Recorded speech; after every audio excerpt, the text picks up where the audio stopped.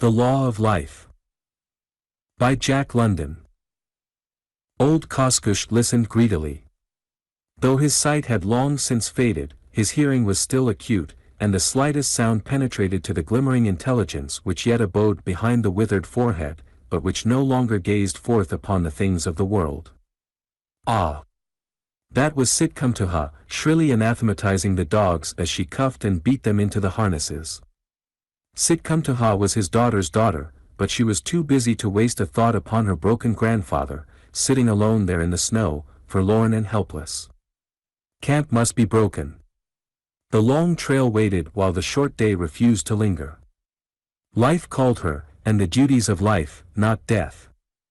And he was very close to death now.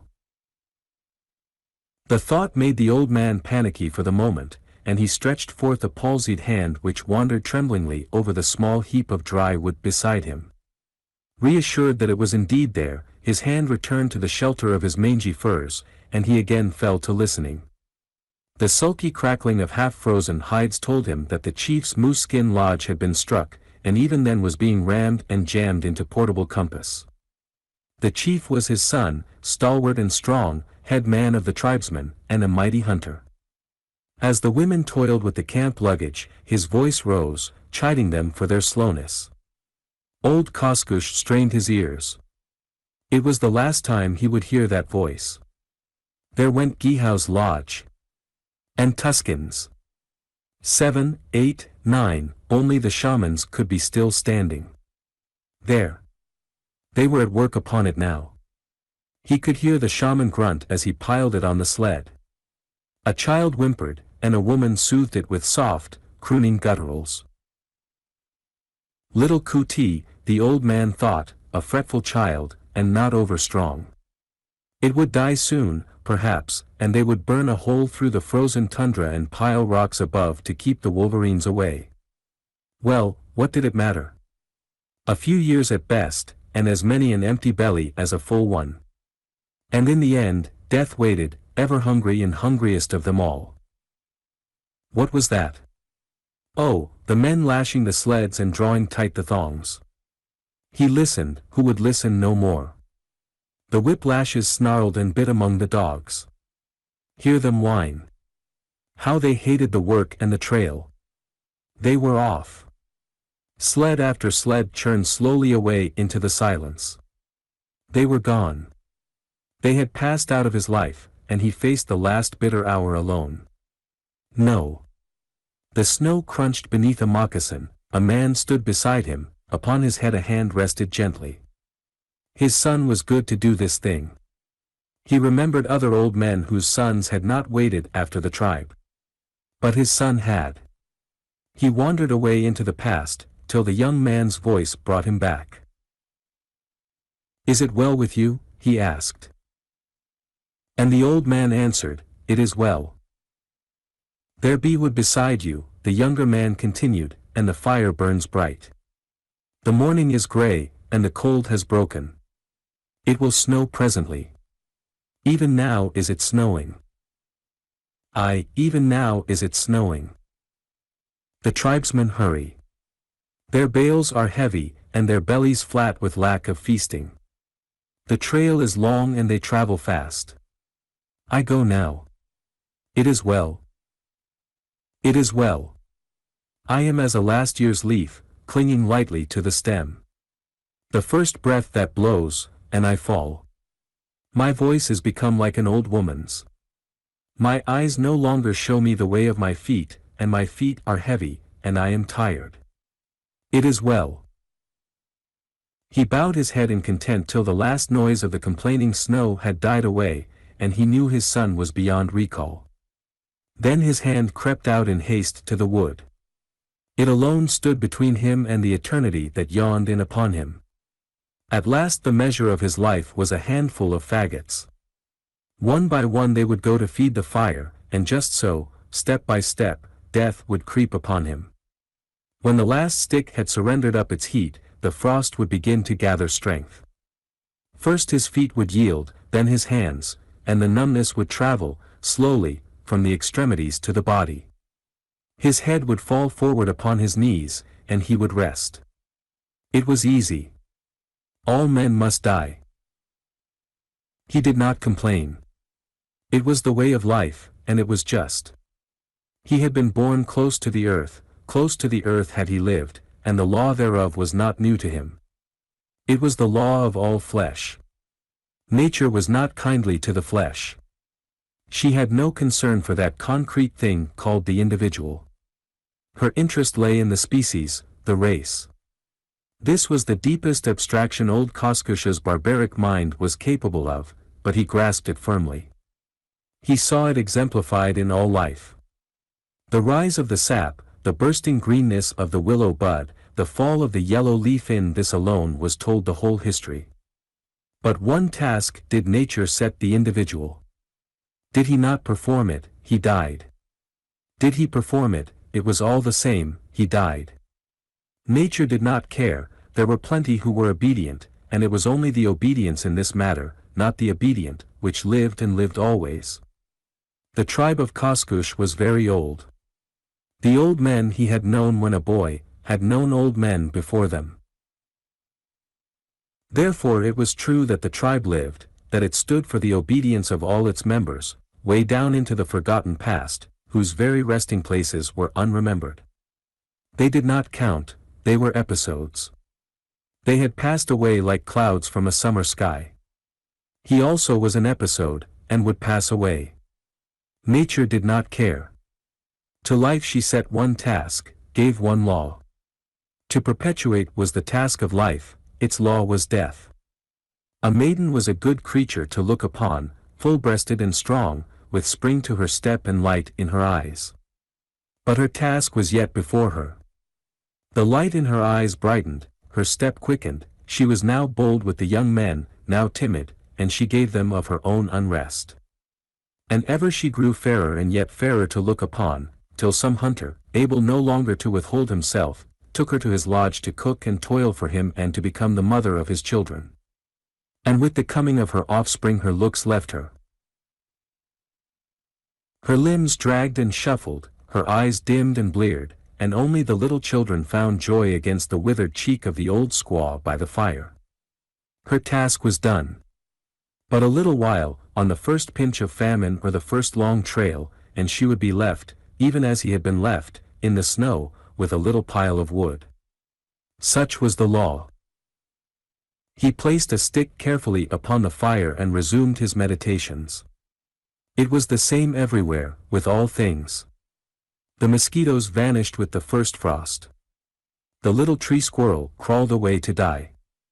When age settled upon the rabbit it became slow and heavy, and could no longer outfoot its enemies. Even the big bald face grew clumsy and blind and quarrelsome, in the end to be dragged down by a handful of yelping huskies. He remembered how he had abandoned his own father on an upper reach of the Klondike one winter, the winter before the missionary came with his talkbooks and his box of medicines. Many a time had Koskoosh smacked his lips over the recollection of that box, though now his mouth refused to moisten.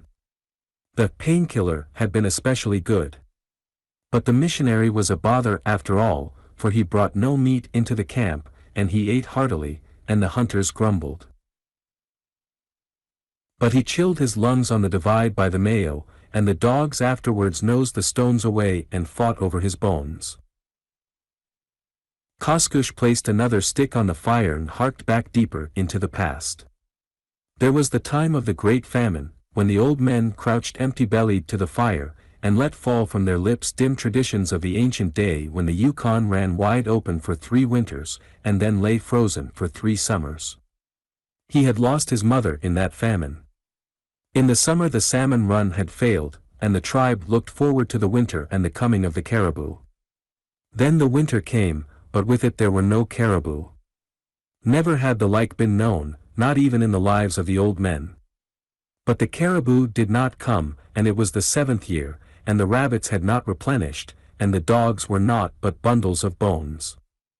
And through the long darkness the children wailed and died, and the women, and the old men, and not 1 in 10 of the tribe lived to meet the sun when it came back in the spring. That was a famine.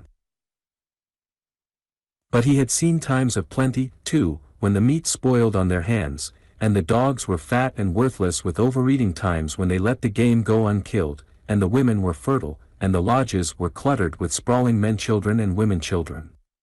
Then it was the men became high-stomached, and revived ancient quarrels, and crossed the divides to the south to kill the Pellies, and to the west that they might sit by the dead fires of the Tananaws.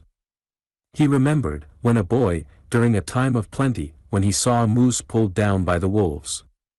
Xingha lay with him in the snow and watched Xingha, who later became the craftiest of hunters, and who, in the end, fell through an air hole on the Yukon. They found him, a month afterward, just as he had crawled halfway out and frozen stiff to the ice. But the moose.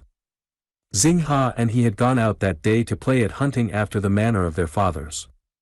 On the bed of the creek they struck the fresh track of a moose, and with it the tracks of many wolves. An old one, Xingha, who was quicker at reading the sign, said, "An old one who cannot keep up with the herd. The wolves have cut him out from his brothers, and they will never leave him." And it was so. It was their way.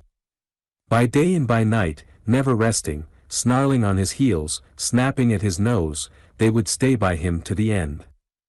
How Xingha and he felt the bloodlust quicken. The finish would be a sight to see. Eager-footed, they took the trail, and even he, Koskoosh, slow of sight and an unversed tracker, could have followed it blind, it was so wide. Hot were they on the heels of the chase, reading the grim tragedy, fresh written, at every step. Now they came to where the moose had made a stand. Thrice the length of a grown man's body, in every direction, had the snow been stamped about and uptossed. In the midst were the deep impressions of the splay-hoofed game, and all about, everywhere, were the lighter footmarks of the wolves. Some, while their brothers harried the kill, had lain to one side and rested. The full-stretched impress of their bodies in the snow was as perfect as though made the moment before. One wolf had been caught in a wild lunge of the maddened victim and trampled to death. A few bones, well picked, bore witness. Again, they ceased the uplift of their snowshoes at a second stand. Here the great animal had fought desperately.